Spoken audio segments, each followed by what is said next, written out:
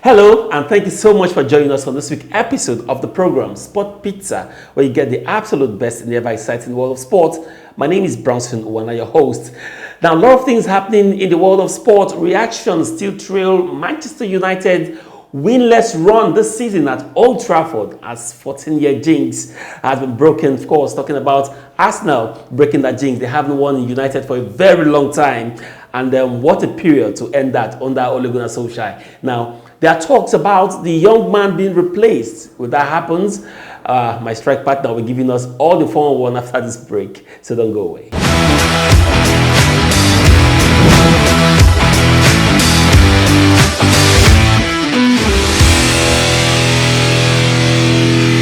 Welcome back. My strike partner, Lakule Philip, joins me this time. Kule, good to have you on the show. Yeah, thank you very much, Bronson. It feels good to be here once again to do what we love to do best, that's talking sports. And there was a great weekend of exciting sporting activities all over the world. It's the best moment to be an Arsenal fan. It was a great performance. Well, quite from the Arsenal perspective, I think give a good account of themselves in that game to deserve the 1-0 victory. I was disappointed with Manchester United's display on that night. That's why we're talking about the big question of whether Ole Gunnar Solskjaer will remain as a coach of Manchester United. Time will surely tell. Time definitely will tell. Now, let's reel out some of these. Now, Jose Mourinho lost only 5 games at Old Trafford in his 2-year stint with Manchester United. Yet, he was adjudged to be one of the worst managers, according to some Manchester United fan.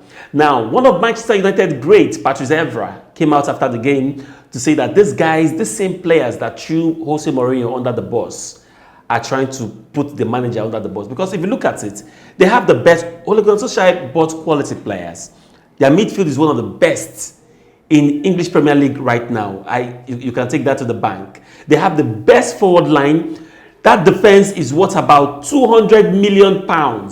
So what's the problem with United? I think it's not about having the best crop of players at your disposal in your team. I think it's about having, yes, the players where you have those qualities, how you can actually use them to their full potential. And that's why I keep giving kudos to Sir Alex Ferguson. When he was the manager in charge of Manchester United, we saw all the great exploits he did. He is arguably, from my own perspective, one of the best managers to ever grace the English Premier League. Most of the time, during his reign, he will have probably about 3 top-class players in his rank, and probably some bunch of average players, and they go all out to win games and games all over. It's one thing to have the quality players. It's another thing to actually, put up the tactics that the players will actually display on the field of play to achieve the result. I think this is one area they're actually lacking. I am faulting the style, the tactical acumen of Ole Gunnar Solskjaer. It's not about the players. So you don't think it's about the players? No, it's not about the players. It's about the tactics being adopted by Ole Gunnar Solskjaer. In the case of Jose Mourinho, it was a different thing entirely. I think at a point in time, the players were tired, and you remember he was having issues with Paul Pogba and all of that. I haven't said all of that. One of the things the fans and the pundits are looking at, just like you said about Patrice Evra, is the fact that Manchester United is a great club. When Sir Alex Ferguson was in charge, they were winning all the trophies. They spent lots of money to fortify that squad. So sometimes coaches play players according to their tactics, what they have in their head. So can we say that these players cannot interpret his tactics? If the tactics doesn't work well, if the other team have a better tactics, then it wouldn't work. There are so many times that you expect the coach, then at that time, the selection of players again is also a problem. And I think that Ole Gunnar Solskjaer is also having issues in that regard as well. He's having selection issues, which for me is not really working out for him. It's not about having all the players, the quality players in your ranks. It's about making selecting the best out of them, and of course, ensuring that they interpret your tactics and also adopting a good tactics that will actually outwit your opponent, which will enable you to achieve results. Now, that's one should it be sacked? Should it be sacked? Because if he is not delivering with all of this, having selection issues, arrays of stars, doesn't know how to use them, now does it make him a good fit for United? I think that it's just a matter of time. He should be sacked. He's been absolutely disappointing. Apart from the first season where he started like I was on fire when he was picked as an interim coach at that time, where he won about 18 games or thereabout consecutively, and he didn't record a loss for quite some time. But in recent time, in about 6 games, he has recorded about 3 losses. He has won 2, and they're yet to win a game at home. He has lost 3 games at home and drew 1. And then, come to think of it, the game against Spurs was a big shame on the part of Manchester United, losing by 6-1 against Spurs at home. You saw the way Jose Mourinho actually, he made a mess of them. And even the game against Chelsea, probably they didn't put up their best. Against Crystal Palace, they were disgraced, losing by 3-1. And just against Arsenal, the game we're talking about, losing again by 1-0. It's been the worst, one of the worst starts for Manchester United. I think they've not been able to, it hasn't been this bad since around 1992-93, where they couldn't win a game in about 4 games they played at home. So it's been so disappointing. And I think that if things continue like this, probably they give him 1 or 2 chances. If he doesn't get the result, he should be fired. Kunle, I know United fans will be hurt by some of the things you've said, but I mean, truth has to be told. Ole Gunnar Solskjaer seems to have selection problem, and that must be fixed very, very fast. Otherwise, they just might be finishing bottom half of the table, which is where United definitely is an unfamiliar terrain to United. Now, also last weekend, we saw the old wine returning to Tottenham Hotspur's Gareth Bale, scoring his, second debut goal, not debut goal, his return goal for Tottenham Hotspur. It was a very beautiful sight to behold. Now let's move away from England and go straight to Serie A.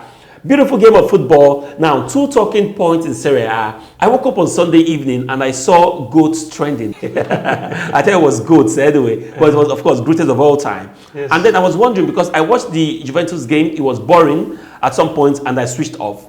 Just to the end of the game, Cristiano Ronaldo trending from the bench and scoring the brace. What a super athlete that is. Great display by Cristiano Ronaldo. You begin to wonder, despite his age, he's still waxing stronger and of course getting in the goals for Juventus. Coming back after missing about 4 consecutive games owing to the COVID-19 he actually had. And, getting into goals is really a very commendable one for him. Remember that Juventus have been struggling to actually win games this season. And, of course, this will actually be a morale booster for the team. Because right now, as we speak, AC Milan, I beg your pardon, as the holding sway. But, of course, with a player like Cristiano Ronaldo, you cannot underestimate the ability of Juventus. Kule, I must tell you, I don't understand why when Cristiano Ronaldo trends, Messi trends. When Messi trends, Ronaldo trends. Last week was supposed to be Ronaldo's night. Why did Messi trend along with him? Is it a battle for who is the greatest of all time? It hasn't been the best of season for Lionel Messi, though in the UEFA Champions League against Juventus, he was able to put up a very good performance to ensure that the team came out victorious. But in the league, the team have been struggling and Lionel Messi has been struggling. But for the last week we're talking about, it has to be Cristiano Ronaldo holding sway. All right, that's what it is. But as far as Cristiano Ronaldo and Messi is concerned, that battle definitely would always be there. But let me ask you, our viewers out there, who do you think is your greatest of all time? Please don't forget, you can drop those comments right now on all our social media platforms currently displaying on your screen. Who is your greatest of all time, Cristiano Ronaldo or Lionel Messi? I'll be so glad to read some of your comments. Now, also in Italy, 39-year-old Zlatan Ibrahimovic put up a very superlative performance and, of course, gave AC Milan the table-topping position they are right now. 2-1 victory, and he got the winning goal at 39-year-old. Amazing display by him. I think I was impressed. It was a great. You would think that it's only players like Cristiano Ronaldo and probably Messi that can score such goals, but at 39. Getting such goals. It was very acrobatic. It was acrobatic. Most of these young boys, all these biscuit bone, wouldn't be. They wouldn't want to take such risk, Yeah. and is really propelling AC Milan right now. AC Milan are rejuvenated, and that was his 7th goal in 4 games. Wow. And I tell you, with the way things are going right now, AC Milan already have 5 wins in 6 games with a draw, which puts them top of the Serie A table as we speak. Looks like we just might be seeing a switch. I mean, 9 years is too much for Juve to hold sway of that title. Bramson, I really don't see Juve winning the title. From the games I've seen them play. But Ronaldo is back. Yeah, Ronaldo is back. But then, even despite the fact that some of the games I watched which Ronaldo played, I think they've not really been all that impressive this season. So this might actually come to fall. Some of the teams have realized that by virtue of the fact that they probably have a new manager, they have a chance to actually give it a shot. And I really see it happening. It's going to be a big battle between AC Milan, Inter Milan, and Juventus. That's what it is, and we hope that that battle will be worth every bit of our time. At this point, let's take a very quick break, and when we come back, more to come. Please don't go away.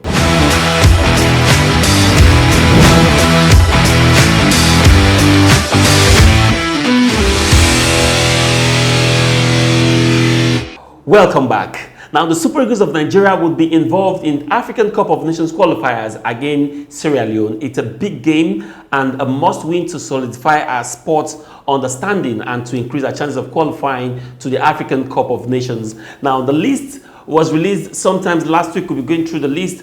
But before we look at the list proper, let's talk about the fact that Ogu, even though he's not part of the team, has called on Super Eagles players to boycott that game in solidarity with the End SARS protest. Is their own way, because he came out to say that he has suffered from the hands of the disbanded police, especially the police force called SARS and all of that. So he's saying the players should boycott that game in protest. Well, the players have decided not to boycott. They've not decided not to listen to him. Though most of them actually gave their support. You saw when the protest was ongoing, some of them actually spoke via the social media about their displeasure about the activities of the men of SARS, the way they actually go about in carrying out their duties. But then it still doesn't take away the fact that the games have to go on. If we don't play, if the players decide to boycott, it's a walkover. Well, it's a walkover, and then we're going to be losing 3 points or probably 6 points. But don't you think that would be a bolder statement? It will be, but then there are still better ways in which we can actually express our displeasure in things like this. But he is not. Some couple of days again, he came out to say he's sorry about his outburst, that they should pardon him, that the situation actually overwhelmed him, and he didn't mean to say that. That's like talking from the two sides of his mouth. I feel that, yes, you have spoken out your mind, as at that time things were actually boiling and people were displeased about the happenings, the activities. He coming out again to say... The truth is, I understand people are trying to look at the fact that his outburst was a little over the boundaries. But if you look at Ogu is talking from a place of pain. When someone talks from the place of pain, it's different from someone that is talking in the place of solidarity. So he's talking from an experience. He's a victim of the disbanded SARS operative. So he's talking from a place of pain. I want us to understand, instead of criticizing him, yes, I'm not criticizing him. He may have taken this a little overboard. I think he should not even have apologized in the first place. That is my own take. I think he shouldn't have apologized. He has spoken his mind, and then so many Nigerians, the youth, were behind him. They gave him the needed support. But then coming out again to apologize and all of that is what I am actually complaining about. You have spoken out your mind. Maybe pressure anyway. Part of these things happen. All right, let's look at the list of players that will be playing. Definitely John Ogu is not part of this team. Of course, report has it that he needs to get more playing time in his club side. But let's see if he's going to ever get recall. I think he should. He's a Nigerian. He has a right to also air his anger. Now, on the goalkeeping position, we have Daniel Akpeyi, who returned to his South African league and gave a very good account of himself. And Okoye, in his debut game, got spanked. 4 goals. Well, he's still a young lad, and what an experience. Now, Osigwe, most of us are not familiar with him, would be one of the goalkeepers invited for the team. In the defense line, we have Ekong, Omero, Balogun, Ajayi, Awaziem, Sanusi, Olaina, Collins, Jamilu Collins, one of my favorite guy in that back line. And then we have Akpoguma, that's the guys that would make up our defense line. Now, in midfield, we have Ogenekaro Etebo, Ebuehi, Onyeka, and Joe Aribo, one of my newest favorites in that midfield as well. Forward line, we have some exciting players. Captain of the side, Ahmed Musa, Moses Simon, Alexi Wobi, Bonaventure, Osime, Iheanacho, Chukwueze, and Ejike. Very exciting players, Kule, and we hope that these guys will deliver what we expect them to do for us, which is winning. Now let's move on from that and go straight to Formula One. Lewis Hamilton will not stop winning, and he has set new record in Formula One after he cruised to a victory. And Mercedes also won the Constructors' Championship. I mean, exciting one for this. Exciting one for him. His 7th title this season, this year. He's been, I think I said it some couple of weeks ago, he's a sportsman of the year, undoubtedly. No one comes close. If you're talking about Ronaldo, if you're talking about Messi, I think what he has achieved this season has proved beyond reasonable doubt that he is the best. He's on top of his game. I remember just some couple of weeks ago, he eclipsed and surpassed the record that has been set for a very long time of Schumacher. And right now, he still continues to win. He has not stopped winning, cruising in a very grand style. Bottas, his mate, Mercedes teammate, came second, and we had, the third coming from Renault, which for me is actually very good. We used to have it from probably teams like Red Bull, but Renault coming third in this one is a very good one. Very well said, Kole. Now let's switch to boxing right now, where it is absolutely buzzing. Now, Alexandra Usyk beat Derek Chisora on point in stylish display to end Chisora's title ambition, and also there have been doubts if he's good enough for that heavyweight category. Now, on the other side, Deontay Wilder questions Tyson Fury's gloves and demand third fight. Now, there have been talks about the fact that he feels that there's something that gives him an edge in his gloves. Or is it just the power, or there's something? Is there iron inside? I don't think there's anything. He complained about the fact that he got bruised by Tyson Fury, and that was why he had so many injury scars on his faces. And he said at the point in time, he saw one of the officials from the side of Tyson Fury actually, touching his gloves. Probably there's something, he feels that there's something hard in there that he was actually, that was there to hit him. And that was why the blows were very heavy. But then Tyson Fury has come out to debunk this. But Deontay Wilder is saying he wants another rematch. 2021. Let's see how that goes. The whole thing started when Tyson Fury came out to say he's going to be having a bout in December, but then it should be next. It should be next. So the thing is that there was a stipulated time they were supposed to fight in the contract, but then it has expired due to delay and all of that. Deontay Wilder is not happy about it at all. Very funny, but that's what it is in boxing. You get punched or you be punched.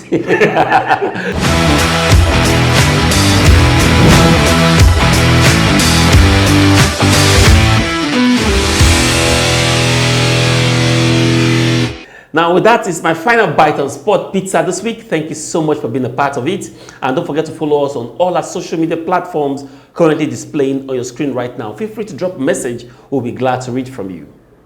Now, Lakule Philippe, thank you so much for being a part of the show. It's always my pleasure to be here, Brownson, and I hope that we'll do it again together next week. God willing, Kule will be back again next week. And to you, all our viewers, thank you so much for being there. Please stay safe. My name is Brownson, and I enjoy the rest of your day.